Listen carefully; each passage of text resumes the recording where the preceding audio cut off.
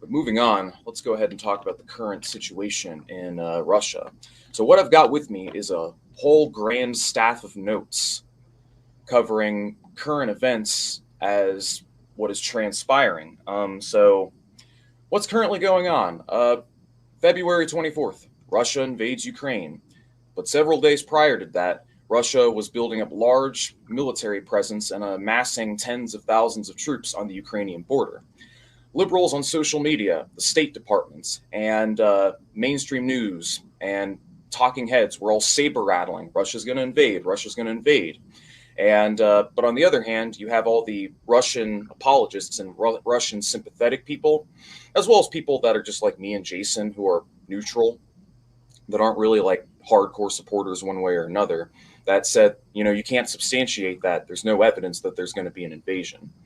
So Russia went and they took Donbass as well as the neighboring region. Like, yeah, they secured the neighboring region, and they used discrimination faced by Russian-speaking minorities within the region and the individual autonomy, because the Donbass has basically been quote unquote independent and engaging into guerrilla warfare against the Ukrainian government since the coup of 2014. But just now, Russia is recognizing it as a part of larger Russia. So they're seizing Donbass. And then, but nope, it kept going. Now they're on their way to Kiev, and they're laying siege to Kiev. So far, there's not really a ton of information on the ground right now. From what I know, it's not like an outright hot war. What do you know about it, Jason? Well, it's might feel like a hot war to those on the ground getting shot at.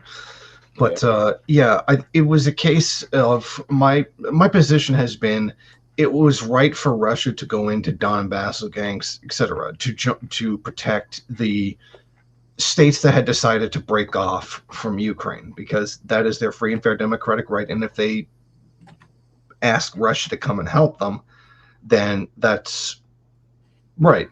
But I don't know that the invasion of the whole of Ukraine was necessarily the best thing Putin could have done in this situation, because I think it's going to cause a hell of a mess. And one of the things it does for us is like, well, what do? Lenin said, who organized the war and who is the war for? Who does it benefit? Well, this isn't going to benefit the Russian people. It's not going to be for them in any way, shape, or form. This is going to be for the Russian oligarchs, despite the claim by many that this is somehow USSR 2.0 because reasons. It's not. We're stuck in a situation where it's like the oligarchs in Russia. I mean, the oligarchs in Russia or the oligarchs in NATO, and there's really no. The only thing that I can ask for is to at least have the neo-Nazi militias destroyed, and for Donbass, Lugansk, etc., to be able to freely leave the country. Yeah. So a little commentary of my own, but I would largely agree. It's sort of like Alien versus Predator, No matter who wins, the left doesn't. We lose pretty much. So, I mean, Russia's certainly the lesser of two evils. I would say that even if Russia had the capacity to do the same amount of damage as like the U.S. and NATO, I don't think they would. I haven't really seen any evidence to substantiate that. However, they are nonetheless a rival capitalist power. They are, I mean, imperialist, technically irredentist, I think is what it's called. But we're going to get into the reasons for this intervention here momentarily. But what I will start by saying is that I want to get into the reasons for why this intervention did not happen. These are the reasons that the Russian government is giving. This is the reasons like Putin's saying, but they're not the real reasons. And what I mean by this is going in to protect these minorities and secure national sovereignty for these like minority Russians in these regions. That's actually not the reason why they're doing it. Even though they'll tell you that that's not actually the case. There's also another argument that they're doing it to stop the Nazis and they're doing it to stop a genocide. I haven't seen evidence of a genocide, but I mean, there is hot warfare and that's been waged in eastern Ukraine by like the breakaway insurgencies for years since the revolution of 2014, the Maidan Uprising. And but we'll get into the details of that in a moment. For now, let's go ahead and do a little recapping real quick. So first and foremost, I made a video on my main channel about this, basically why you shouldn't support Ukraine and NATO. And when I initially made that video, it was coming from kind of a couple assumptions. I was being kind of naive when I initially made it and thinking that Russia was largely doing it for geopolitical reasons more than anything else, just geopolitical national security. So what I want to show you guys is this. Europe map. So I want to show you guys something, getting into the first reason why this happened, but this was the main reason why I thought they were doing it. Right here. So what you're looking at right here is from like the plane of Europe, from the corner of France, running all the way out in this direction. What you see from my mouse here, the plane of Europe all the way up to the Ural Mountains. The further out you go in this direction, the wider this region gets and the more difficult it becomes to defend geographically. And one of the reasons why Russia has historically had a policy of kind of defensive expansionism of sorts, be it as the Russian Empire, the Soviet Union, or the modern Russian Federation. It has always been within the interests of Russia to expand eastward as to narrow this gap right here, like as to narrow the amount of territory that they have to defend.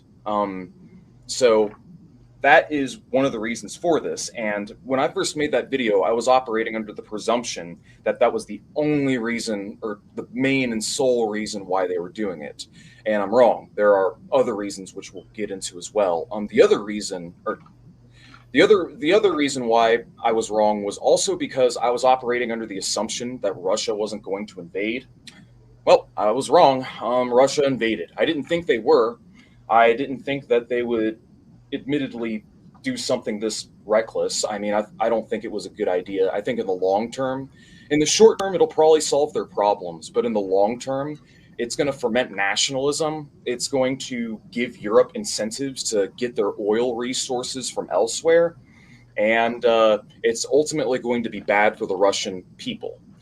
I don't think the Russian oligarchy is going to hurt from this, but the people will. So what do you think, Jason? Yeah, I agree. This is gonna. I honestly think this is going to cause more problems for Russia than it's going to solve. But it's this. Clearly, Russia is being surrounded by NATO, and obviously, letting NATO surround them will propose a threat to them. But I mean, at the same time, what are we really defending? Yeah, we aren't defending anything. So just quickly reinforcing that point. If you look from the edge of France here, from where the Nordic countries are, from here outward, as in the further east you go, the broader or wider the continental plain becomes.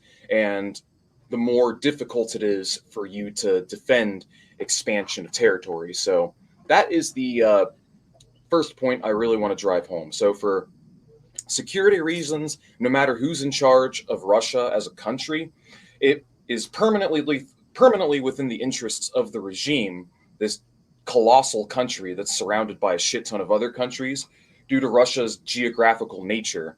It has its advantages, but this is its biggest drawback, is that there's a lot of ground to cover and a lot of territory to defend. So Russia's always had that policy of defensive expansionism. And I bring up this map right here because of its relevance. Like what you're seeing right here is the expansion of NATO. And we're going to get into why NATO continued to expand even after the Cold War. But for the uninitiated, NATO was a anti-communist military alliance that was formed after World War II.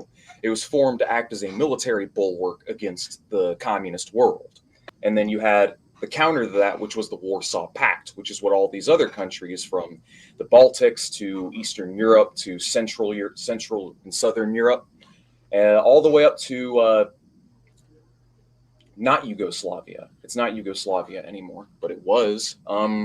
Back when it was Yugoslavia, unaligned. But anyways, so what happened was the communist world was competing with the capitalist world, and as contact with the outside world increased, as the Cold War intensified, the peak of the Cold War was really the 1980s, early to mid 1980s, and that's when the West was going out of its way the most to try and undermine and sabotage the Soviets as much as possible.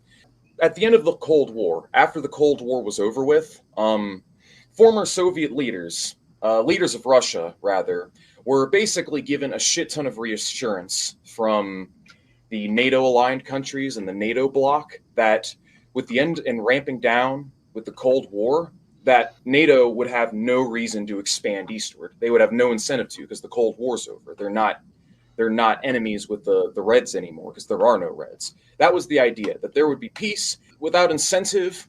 Basically, NATO would have no reason to expand eastward. I got a great article about it, which I'm pulling on screen now. Declassified documents show security assurances against NATO expansion to Soviet leaders from Baker, Bush, Genscher, Gohl, Gates, Mitterrand, Thatcher, Hurd, etc. So this is the same article that I reviewed in my video, but basically, first concrete assurances by Western leaders on NATO began January 31st, 1990, when West German Foreign Minister Genscher opened the bidding with a major public speech in Tutzing in Bavaria on German unification. The U.S. Embassy in Bonn informed Washington that Genscher made clear that the changes in Eastern Europe and German unification process must not lead to an impairment of Soviet security interests. Therefore, NATO should rule out an expansion of its territory east, i.e. moving closer to the Soviet borders. The Bonn cable also notes Genscher proposed to leave the East German territory out of NATO military structures, even in a unified Germany in NATO. And then I got other excerpts as well, but let's see what else here. Baker tried out the not one east inchward formula with Gorbachev in 1990. He agreed with Gorbachev's statement in response to the assurances that NATO expansion is unacceptable. Baker assured Gorbachev that neither President nor I intended to extract any unilateral advantages from the processes that are taking place. Having met Genscher on his way to the discussion with the Soviets, Baker repeated exactly what the Genscher formulation in his meeting with the Foreign Minister Edward Shvartsy on February 1990. So basically, this article goes through it, but leaders across the Western world were all basically universally giving Moscow assurance that NATO would not expand eastward, that there would be no expansion eastward after the Cold War was over with. People are going to try to be pedantic. Like there's pedantic games that they like to play, or NATO's playing now that, oh, well, we never said that. Actually, you did. You strongly suggested that there was going to be no reason to engage in eastward expansion after the end of the Cold War. That's the impression they gave the Russians, and that's what they were telling the Russians, the assurance, as to give them more leeway and incentive to dismantle the USSR and go capitalist. That's another. That there would be peace. The idea was that there would be peace and the Cold War would be over with. But all that's happened is they've basically completely went back on their initial word. And I'm going to go ahead and copy and paste this article in the chat so you guys can check this out.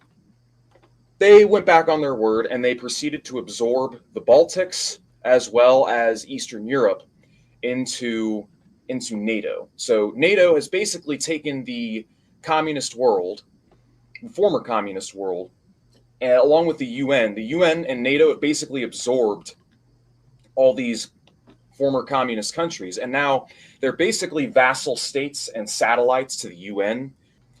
Being aligned with the Soviets was ultimately in the best interest of the communist world. Breaking away and splitting from the Soviets was directly against it, which is why the Soviets did their bestest to make sure that didn't happen during the Cold War. There's a debate to be made about that, but the thing is that my point is that Eastern Europe was treated very favorably and subsidized very heavily by the Soviets, and the Soviets basically were helping them develop their own self-sufficient economies and helping them grow linearly. So I have a chart I want to show you guys. So check this out. This is the aggregate of Eastern European GDP per capita from Madison Project database, and this shows the aggregate GDP per capita. Socialist planning is implemented here, in the 30s and Soviet Union. After World War II, Warsaw Pact hops in, and notice linear economic growth, no recessions, no major dips, just clean, smooth linear growth that starts to slow down with the implementation of market-oriented reforms, but still linear growth because socialist planning. And then, ooh, capitalist restoration.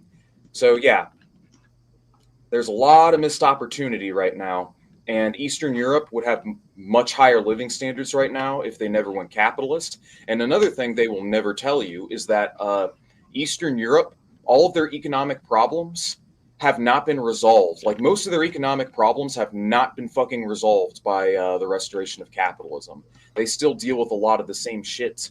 But anywho, here's another chart. These are the net mortality rates in Eastern Europe. I'm discussing this right now because it's going to be relevant for later, or for the next point I'm about to make. But Eastern Europe, or more specifically the USSR, saw an increasingly growing population. It was growing linearly for decades, but then with the fall of the Soviet Union, people lost their job security and their livelihoods, and excess mortality spiked the fuck back up.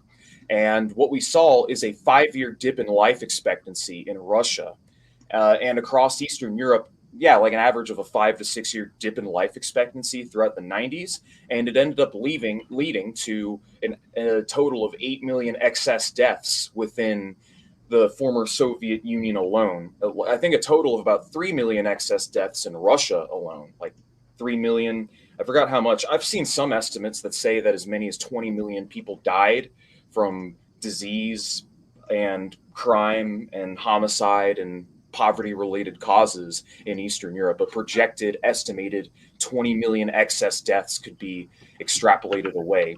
And to put things in perspective, because I was watching a bit of Abby Martin's stream on this, there was just as big, if not a bigger, dip in life expectancy in Eastern Europe as there was in World War II, basically for the human population. So this shit caused a comparable amount of deaths as World War II. We saw basically World War II level mortality rates in the 90s following the restoration of capitalism. So that is the point of this chart. And yeah, so as a result, and let me show you guys something else. Russia birth rates versus death rates. I'm going somewhere with this, I promise. So birth rates, death rates per thousand flew up after the 90s. This is what it looks like today. I'm trying to see if there's an updated chart.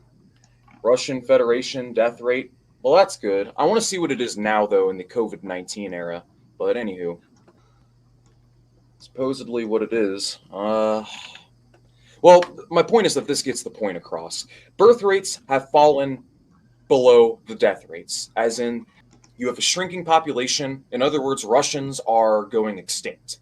They're endangered, they're going extinct. You have a shrinking population of people, and as a result, by extension, a shrinking demographic or a shrinking pool of potential recruits for your military, basically. So you have fewer people, but on the other hand, Western Europe and all these countries in NATO have like several times as many people, several times as many valid candidates to recruit from for their military pool. It's a pool for their military resources. So Russia's demographic crisis is contributing to the pressures it's facing, as well as its less advanced military, although it is a powerful military and they inherited a lot of military assets from the Soviet Union.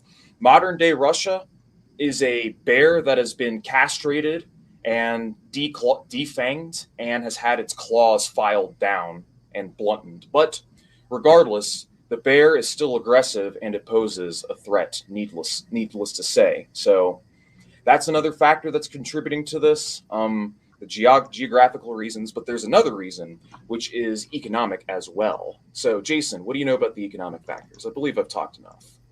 Well, see, Russia's almost completely dependent on energy exports. That's their bread and butter. It's not obviously it's not the only thing that they have, but it's large enough that if you were to cut it off, it would be devastating. There'd be very little that Russia could actually do. It would be devastating. So with the now threatening new sanctions, Nord Stream 2 has already been canceled by Germany. Their energy sector has a lot of Western countries pulling out of it. And not to mention, they are seriously considering blocking Russia from the SWIFT banking system, which is pretty necessary. It's actually pretty important for them. I don't know if this gamble is going to pay off. Do you want to go into that, the SWIFT banking system, just because it's... Yeah, okay. SWIFT it's like an international banking system that everybody uses for everybody to do business with everybody else, just kind of like this bank there that settles payments, etc. The thing is, it's dependent on the U.S. dollar, which means the U.S. can always screw with anybody who they choose not to be friends with, and particularly Iran. Iran was the most notable example of a country being banned from the SWIFT payment system. Venezuela's been banned from it, and it's done immeasurable harm to their economy. So that's why that's important. But on the flip side, most of Russia's trade is with China anyway, and the two of them have entered into numerous agreements over the past several years to actually eliminate the US dollar for trade between those two countries, meaning the SWIFT banking system would have no say in it. So going back to the Soviet Union and the Warsaw Pact, the main advantage to having Warsaw was Russia had all these buffer states to act as like a shield against NATO aggression, and it also had a narrower scope of territory to defend to from the north into the south. Narrower territory, linearly growing population, and a lot more allies to draw troops from. And now they're in a much, much worse position with a weaker military, weaker economy, inferior economic mode. It's ruled by a bunch of oligarchs that are just out for themselves. Putin doesn't really give a shit about the Russian people. He only gives a shit about his own interests. But anyways. In the interest of the other oligarchs. Yeah, basically. Him and his clique, more or less. All of the Warsaw Pact countries, like how the West constantly accused them of just being satellites and vassals to the Soviet Union. That's actually what they are to NATO and the UN right now. It literally just flipped. These countries went from having their own self-sufficient economies that were relatively self-sufficient, that were growing linearly for decades. I'm not saying life was wonderful. Like, there was still a lot of poverty and a lot of, like, backwardness. Like, they had their issues. Like, don't get me wrong, but point is that they had a good thing. And they got set back substantially. And outside from, like, I don't know, Estonia and like a handful of other countries that are just propped up by UN loans, the majority of Eastern Europe has a shrinking population because people are constantly emigrating, because birth rates have fallen below death rates, human trafficking, crime, sex trafficking, and they're dealing with all these economic problems. But they've been taught their whole lives that it was communism's fault, that the communists were worse than the Nazis, that it's the communists to blame for why life is shit and their economies are shit, not the fact that it's not capitalism, which is the real reason why everything went to shit. The logical conclusion of this is that with all these countries in NATO and with Ukraine being aligned with NATO, the logical conclusion of this is that the Western imperialists will have everything that they need to completely militarily blockade, nuclearly blackmail, and economically blackmail and ruin Russia, basically. They can launch a crippling preemptive strike into the country, going deep into its territory, doing a lot of fucking damage, devastating damage before Russia could form a counteroffensive, assuming that's what the goal is. I'm not saying NATO is. I can't see the future, but that's something NATO would have the power to do, just utterly bulldoze Russia on the spot.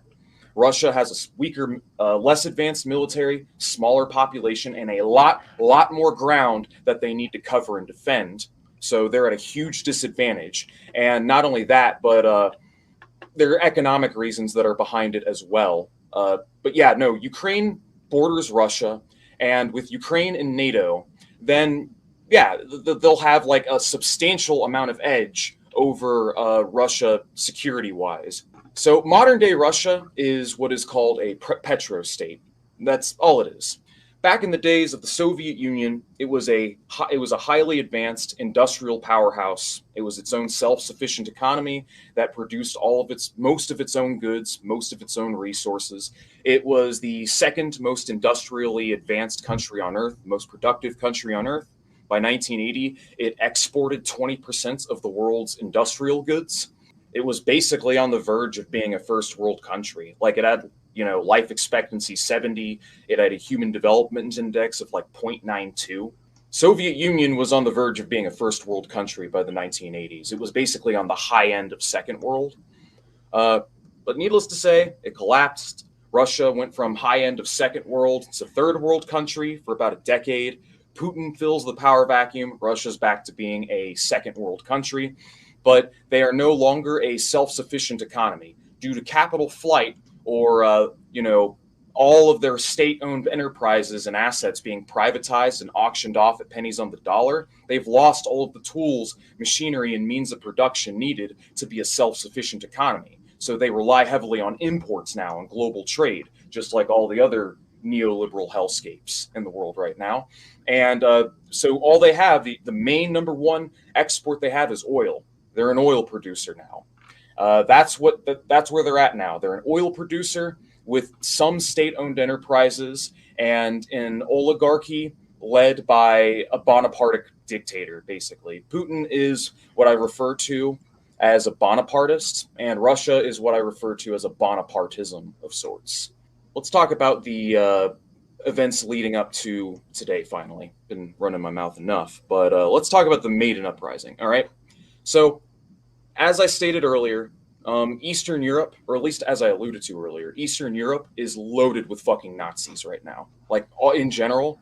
You ever notice that, Jason? Why fascism is so rampant in Eastern Europe nowadays? Obviously, they didn't get rid of enough of them. Well, no. It's almost... Well, yeah, I mean, fascism is capitalism in decay. Well, what's happening is the new regimes came in and basically, one, many of them outlawed communism, or just made it impossible for communists to ever take power. And two, they rigged elections against communists in the 90s to keep them from getting reelected. Three, they basically introduced a bunch of history in their history texts, like junk anti-communist history, to demonize communism and to basically make it out to be it was worse than Nazi occupation. You'll find that in a lot of Eastern European schools, particularly Ukraine. You've got the CIA, which finances all these fascist groups in the Ukraine as well, pumping money into like fascist organizations, like not just across Eastern Europe, but Ukraine as well. Like, neo-Nazism is literally sponsored by the CIA in Ukraine. And it's for this reason that the decades of bombardments of anti-communist propaganda, the financial aid and backing to the Nazis by Western intelligence, and lastly, it's this new generation born knowing nothing but shitty life under capitalism that they've been taught to blame communism for. And so now you have a popular base for fascism. And it's this popular base for fascism which manifested into the pro-NATO, pro-Western Maidan Uprising of 2014, which ousted the previous president, who was Russian-aligned, who was friendly with Russia. And in his place, he was replaced by, well, what's his name? What's the name of the new Ukrainian president? Zelensky, thank you. So like I said, those are like the quick events surrounding that. And since they have taken power, they have began whitewashing, basically doing neo-Nazi and Nazi apologia.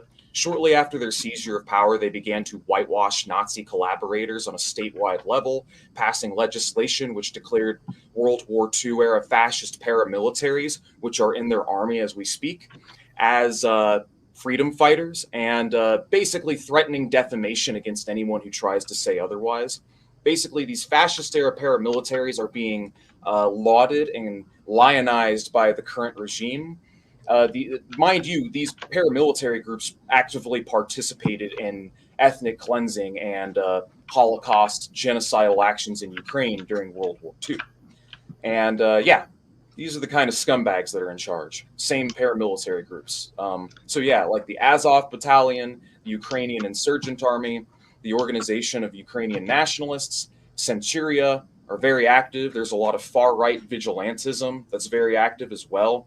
You've got several opponents to the several opponents that in like the opposition within Ukraine. There have been several opponents within the last 8 years that have all been assassinated and have all turned up dead, like left and right, and as well. Let me see. I forget their names. I'm trying to remember their names, but I had them listed on here. Oh yeah, Oles Buzina and Oleg Kalashnikov. That's their names. These two guys were killed in April 2015. And then there were like 7 or 8 other people that were also assassinated in the wake of this. So, with that being said, this is the new regime. And after the Maidan Uprising, right afterwards, the old regime was ousted for a new one that's very sympathetic to NATO in the West, that basically considers themselves West. You've got the popular base for fascism and anti-Russian sentiments and hardcore Ukrainian nationalism. And as a result, the Russians just went tit for tat and they annexed Crimea. So, Jason, let's talk about Crimea next. Why did Russia annex Crimea? I got 4 reasons here, but I'd like to hear yours. Well, I would say obviously it's in their interest to place as much of a buffer between them and NATO as possible. And if Crimea are ethnically Russian and they choose to ally with Russia and do so through a democratic vote, seems okay to me. But yeah, I understand. Russia knows that they're being surrounded, and this is a good way to get more of a buffer zone between the two. Yeah. So when it comes to the racial and ethnic components and defending minorities, I don't believe for a second that the Russian government gives a fuck about like ethnic Russians. To be honest, I don't really think they care. I think their motivations for doing the right thing are purely cynical.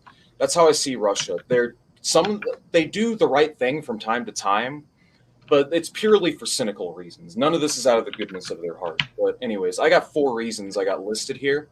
So yeah, creating a buffer is correct. You are in the right when you say that Russia is trying to create a buffer because through the Crimean Peninsula, let me show you guys something.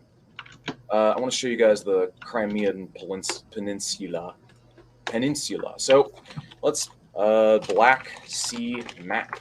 I want to show you guys some things. I want a little geography time, comrades. So this is Crimea right here, where I'm circling my mouse.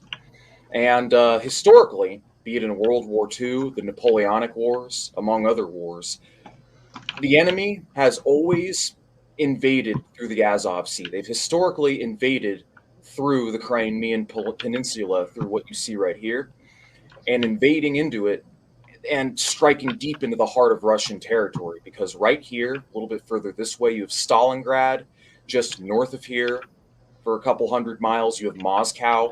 Right here is like a really weak point in Russia's border. And if you can secure territory here, and if you can secure land here, you can bypass a lot of Russian territory and strike deep into the country. So you are correct. By Russia securing Crimea, they have created a buffer zone for themselves. But that is not the only reason why they did it. There are a few other reasons as well. Another reason why they did it is for economic reasons. So the second reason is because Crimea is one of the 3 major offshore oil deposit regions which are located within Ukraine.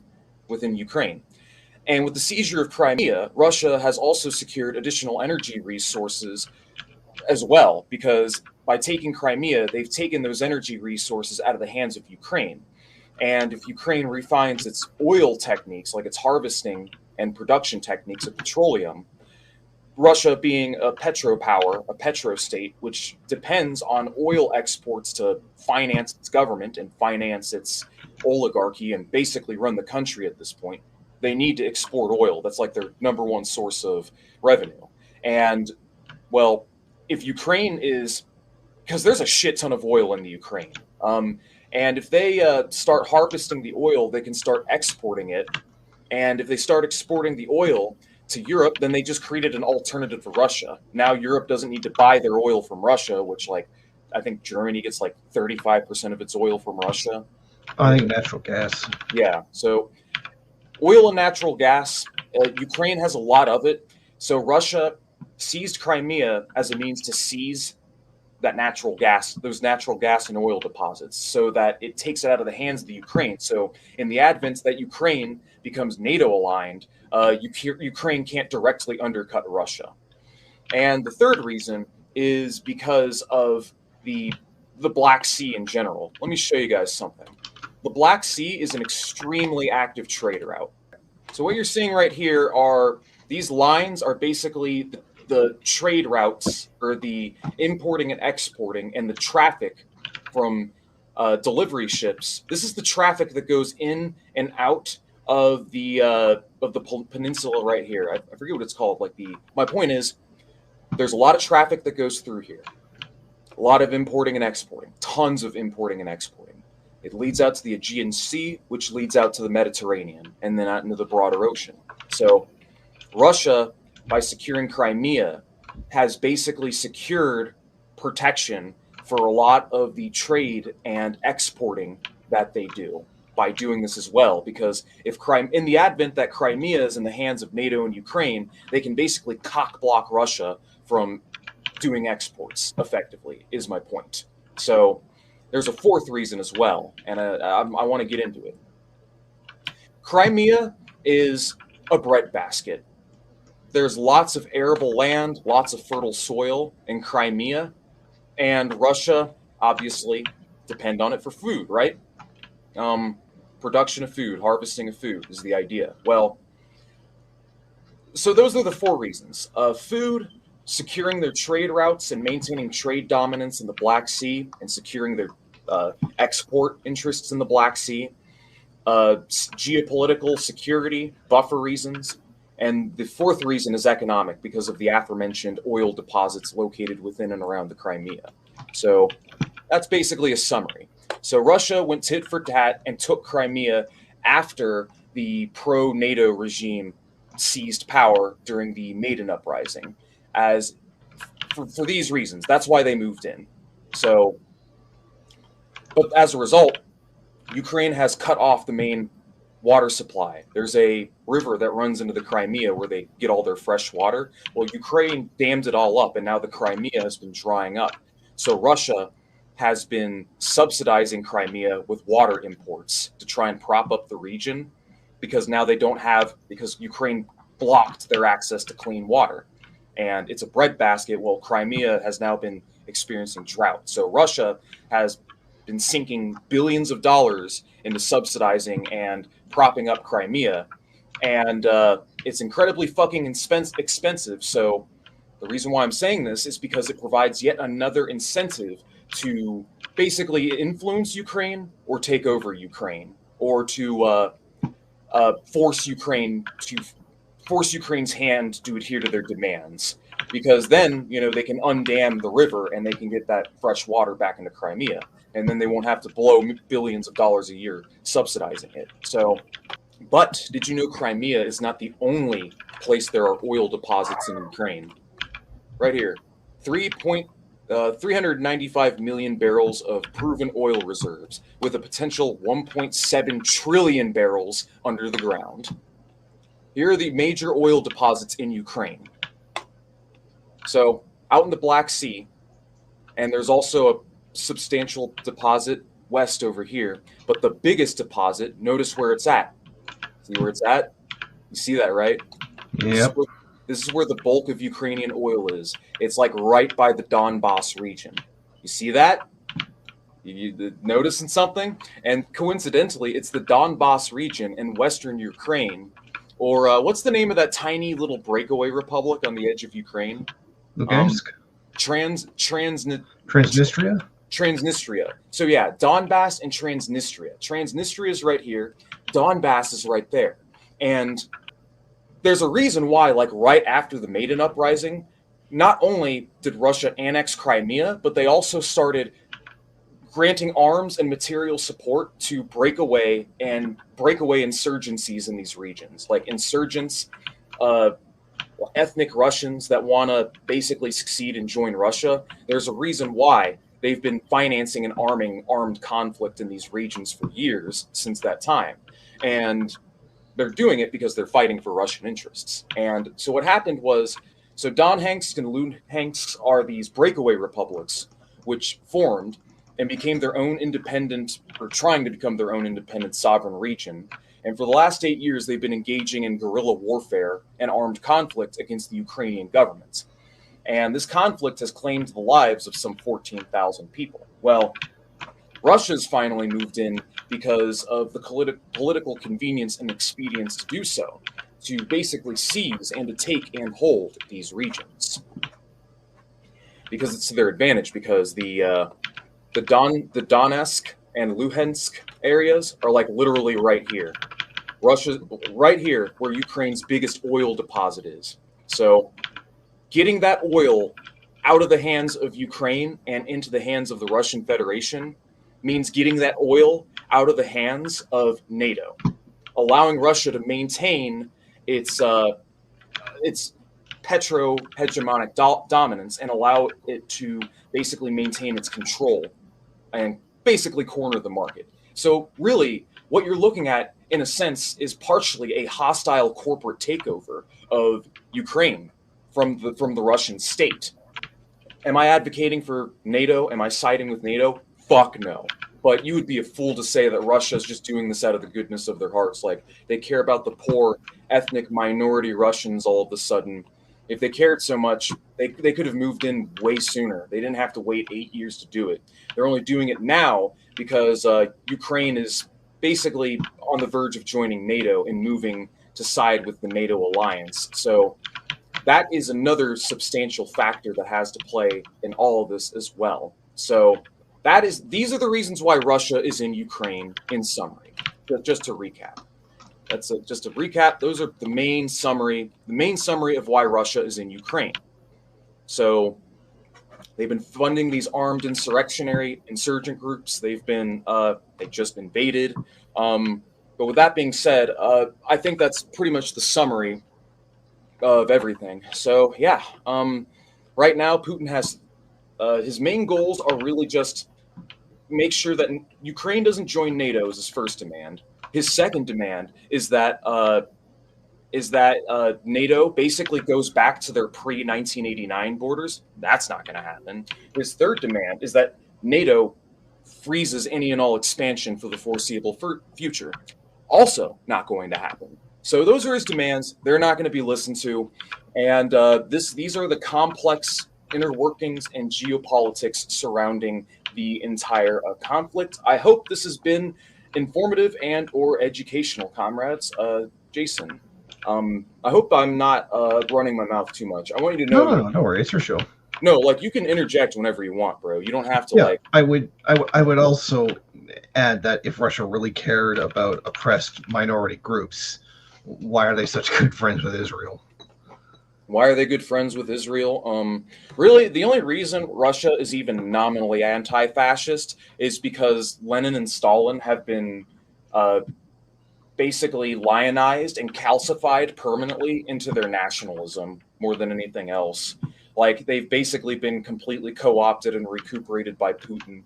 So Putin will suck Stalin's dick or suck Lenin's dick and talk about how great they were, while also being bash the Soviet Union. Yeah, while also, Soviet bashing and being like a rabid anti-communist. Putin is not a friend to communism. He's not an ally to communism. To the extent that he helps communists, I mean, he'll fund money to communist guerrillas if it means toppling rival imperialist powers, but that doesn't mean he's pro-communist. Like, fucking the United States financed and supported Rojava, a left-wing anarchist insurgent groups. But that was just cynical self-interest. It had fuck all to do with actually giving a shit about leftism. It's all about propping up these proxy insurgents in the same way Russia did in Donbass, eastern Ukraine, and in the whatever, I can't pronounce the state. Nistria. Yeah, Transnistria. These are proxy armies, proxy breakaway guerrilla groups. So Russia's basically doing what the West does by propping up color revolutions and propping up insurgents that serve and protect their interests, more or less. It's just geopolitical chess is really what it is. It's geopolitical chess between the reanimated corpse of what was once a glorious country to, the rival imperialist powers, basically. So, in lieu of all this information, what is the principled leftist take and position? What should leftists do? Well, the answer is not push pro-Russian propaganda, and the answer is not to simp to NATO either. The left-wing position is anti-war.